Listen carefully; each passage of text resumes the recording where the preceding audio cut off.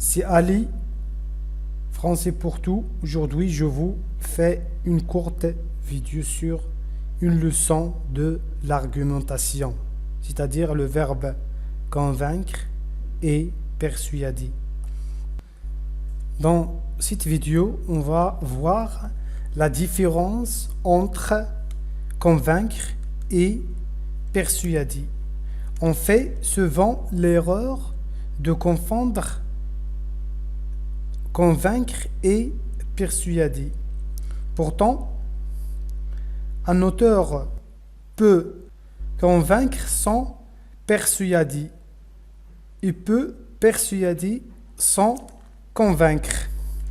La différence entre convaincre et persuader fait partie des questions les plus fréquentes à l'examen régional. Lorsqu'un auteur veut convaincre, il fait appel à la raison. Pour vous convaincre, un auteur va donc employer plusieurs moyens. Il va employer tout d'abord des arguments rationnels, c'est-à-dire que l'auteur va utiliser des arguments logiques avec des raisonnements du type inductif et déductif. Inductif, c'est-à-dire qu'on parle d'un cas particulier quand on déduit une généralité. Déductif, c'est-à-dire quand on parle d'une hypothèse générale.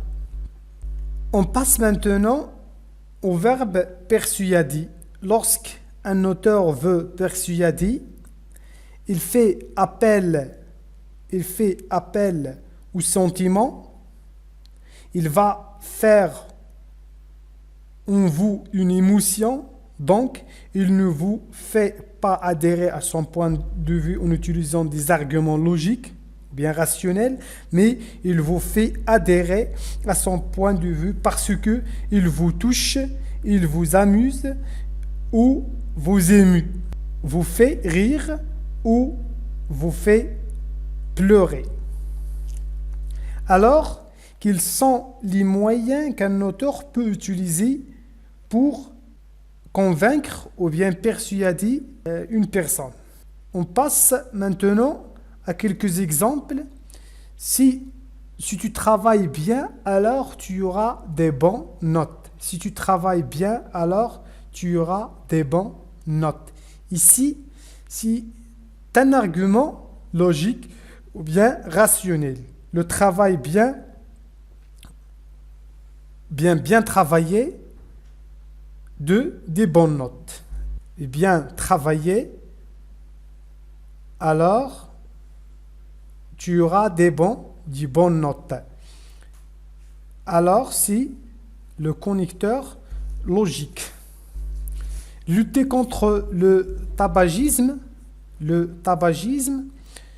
Le tabac est la deuxième cause de la mortalité dans le monde. Il est donc responsable du décès d'un adulte sur 10. Ici, c'est un argument logique ou bien qui fait appel à la raison. À la raison. Si tu réussis cette année, tes parents seront heureux. Si tu réussis cette année, tes parents seront heureux. Ici, heureux fait appel à l'émotion, au sentiment. L'émotion, sentiment de l'interlocuteur.